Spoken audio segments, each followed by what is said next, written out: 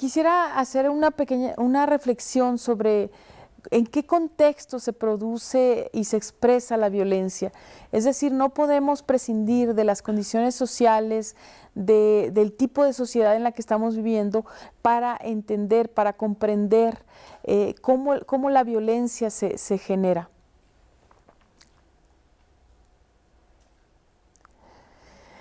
Entonces, hay varios elementos que quisiera tocar en relación al contexto actual.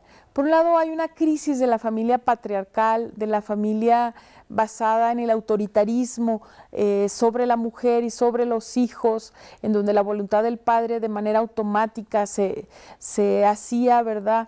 Entonces, hay muchos factores sociales que han generado estos cambios en las familias, que no todos necesariamente son malos, como a veces los vemos con mucho temor, sino que creo que también son expresión de fuerzas nuevas, de realidades nuevas, que también tienen un gran potencial de cambio.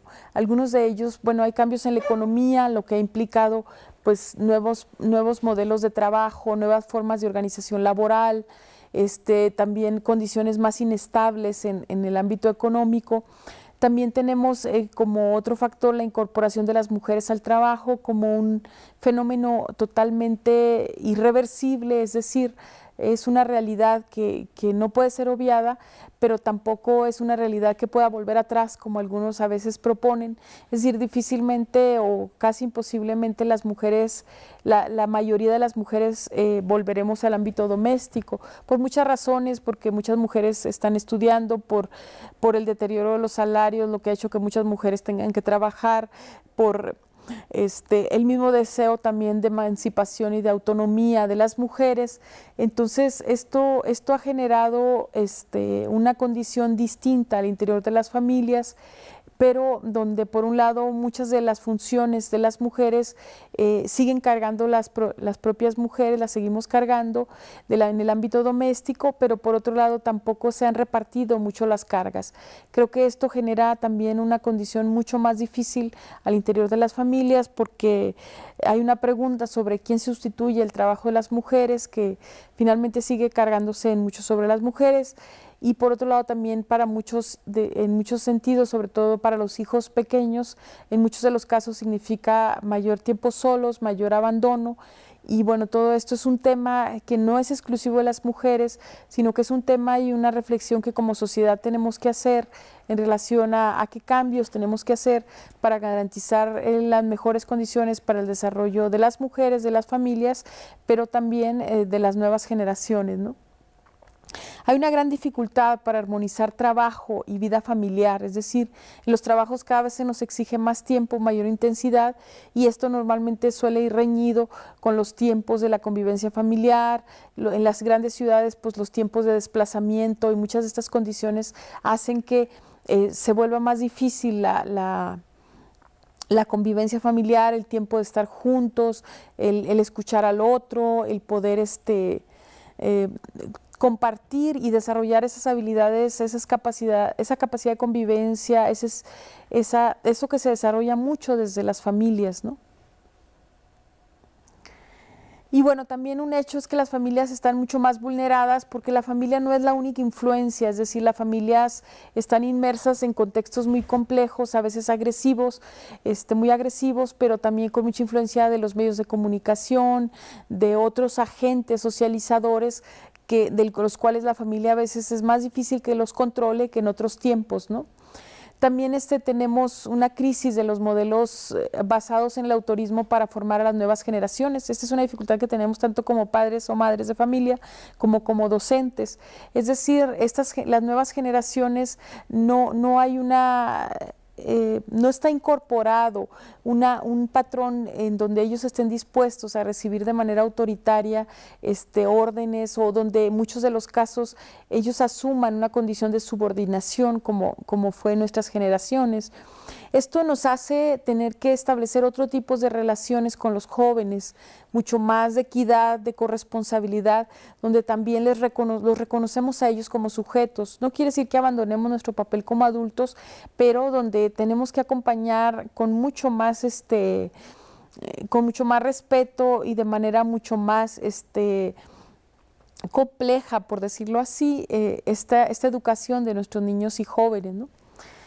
Y entonces las familias de alguna manera están enfrentando solas a una ciudad a una sociedad muy compleja y agresiva.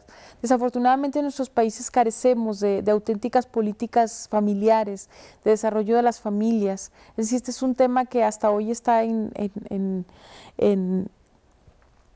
que poco se ha colocado en la mesa, ¿no? Las condiciones de las familias. Y a veces escuchamos en los medios un discurso, y también en las escuelas tendemos a generar mucho un discurso que culpa a las familias. Es que las familias no hacen esto, es que las familias no educan, es que no se hacen responsables, es que son las culpables de que sus hijos salgan así, pero poco estamos viendo en qué condiciones las familias tienen que educar a sus hijos, lo que implica hoy la lucha por la sobrevivencia, las condiciones económicas tan difíciles, los procesos migratorios, que para conseguir trabajo muchos padres tienen que abandonar también sus lugares de origen, la volatilidad de los vínculos que hace las familias también mucho más inestables, y muchas condiciones de esta sociedad que necesitamos reflexionarlas mucho más para poder entender realmente qué pasa hoy con las familias y qué pasa con los jóvenes, ¿no?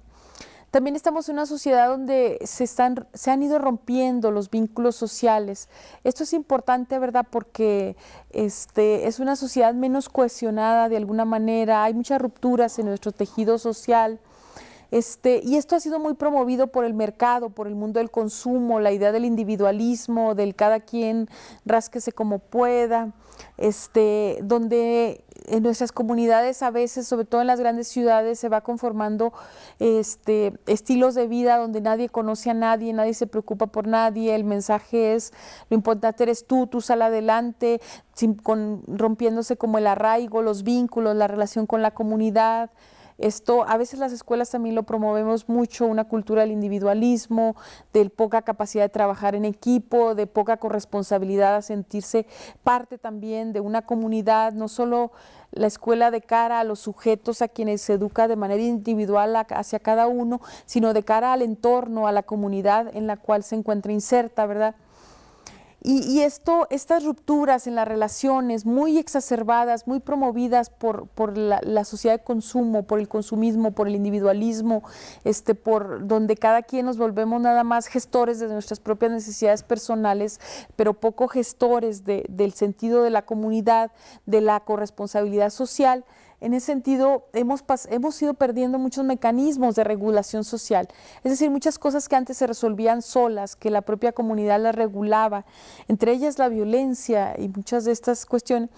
Hoy vamos perdiendo esos mecanismos de regulación social, y creo que es importante que podamos recuperar y trabajar en torno a esto. También hemos ido partiendo de la confianza a la desconfianza como principio en las relaciones sociales. Es decir, también hacia los jóvenes vamos partiendo de la confianza a la desconfianza. Es decir, primero siempre sospechar de ellos, siempre revisarlos, vigilarlos. Esta lógica a veces como inquisidora, como castigadora, como que va permeando a la sociedad, que siempre coloca al otro como sospechoso, especialmente hacia los jóvenes pobres. Hay una gran cantidad de imágenes y de discursos echados a andar que terminan siendo muy violentos para ellos, que terminan reforzando mucho su marginación y que no nos permiten construir vínculos. La premisa, pues, sobre la que parte mucho la educación es la construcción del vínculo pedagógico.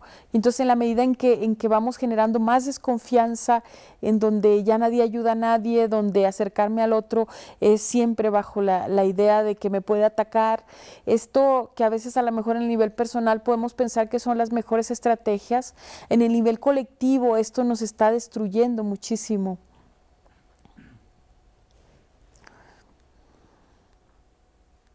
Entonces, estamos ante una sociedad compleja y agresiva, en donde, por un lado, hay una pérdida de las seguridades laborales, ideológicas, religiosas, es decir, ya no tenemos respuesta para todo, ya no los metarrelatos o las grandes visiones de la sociedad donde se nos daba respuesta a todo de manera completa, de manera integral, se nos han ido resquebrajando. Incluso la visión religiosa ahora es más parecida a un supermercado donde tomas lo que te necesitas y dejas lo otro. Es decir, hay una pérdida de seguridades en todos los ámbitos. También en el ámbito laboral, o sea, cada vez hay más trabajos mal pagados, más inestables, más trabajos por tiempos temporales, hay menos seguridad en los empleos, la pérdida del empleo depende menos de tu trabajo o el que puedas garantizar el trabajo depende de muchas cosas, incluso muy lejanas, a veces de factores de la economía mundial, de la bolsa de valores de Nueva York o de Hong Kong. En fin, estamos ante un mundo más inseguro en muchos sentidos, donde hay más riesgos y donde también esta condición va vulnerando más a las personas y las va metiendo en contextos mucho más violentos. El trabajo se ha precarizado, es decir, los salarios se han deteriorado muchísimo a nivel mundial y en nuestro país, especialmente en los últimos 30 años, un salario mínimo de hoy es, en términos de los economistas, tiene la capacidad de compra alrededor del 20% de un salario mínimo de 1976, que fue el año donde alcanzaron más. Entonces, el trabajo se va haciendo más precario y esto produce sujetos más insatisfechos, que tienen menos condiciones para una vida, para ofrecer a su familia una condición estable de vida. Y entonces todo esto también es violencia, todo esto va generando que más gente esté dispuesta a involucrarse. Por ejemplo, que muchos de nuestros jóvenes vayan viendo el narcotráfico como una opción, vayan viendo involucrarse en acciones violentas o simplemente de manera reactiva vayan respondiendo con violencia a muchas de situaciones de violencia que han ido viviendo interiorizado, ¿no? Las migraciones, recordemos que estamos en un tiempo donde se han incrementado muchísimo las migraciones de sur a norte, ¿verdad? Mucha población nuestra está migrando a los Estados Unidos. En el sexenio pasado se calcula alrededor de 3 millones de migrantes mexicanos nuevos hacia Estados Unidos, ¿verdad? Pero también del campo a las ciudades seguimos con estos éxodos, ¿verdad?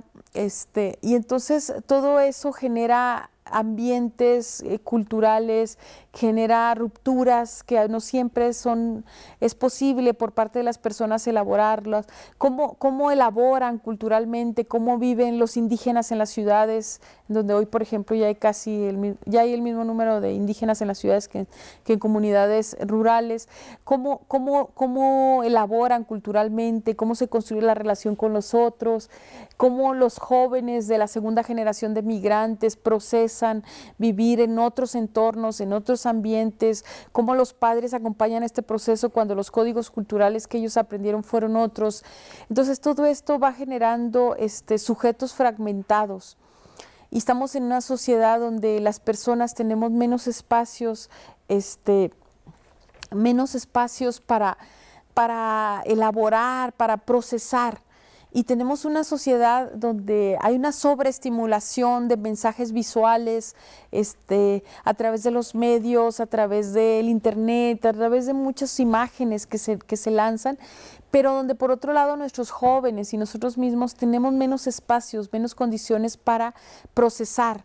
Es decir, esta llamada sociedad del conocimiento, que creo que dista mucho de ser, es más una sociedad de la información, donde tenemos sujetos saturados de información, pero con muy poca capacidad de elaborar esa información, de procesar, de recrear, de constituirse como sujetos finalmente, que es una condición de un movimiento de adentro hacia afuera, ¿no? Es decir, cómo procesan nuestros jóvenes mucho de esto que viven, creo que es parte de lo que tenemos que pensar. Y también creo que la escuela es un lugar muy importante para esto, porque es un espacio para la reflexión, para el recrear, para crear conocimiento, para reflexionar sobre el entorno, sobre las influencias del medio ambiente y para poder producir o poder generar, construir respuestas no reactivas. Creo que si avanzamos en ese sentido podremos trabajar mucho en la prevención y en la erradicación de la violencia.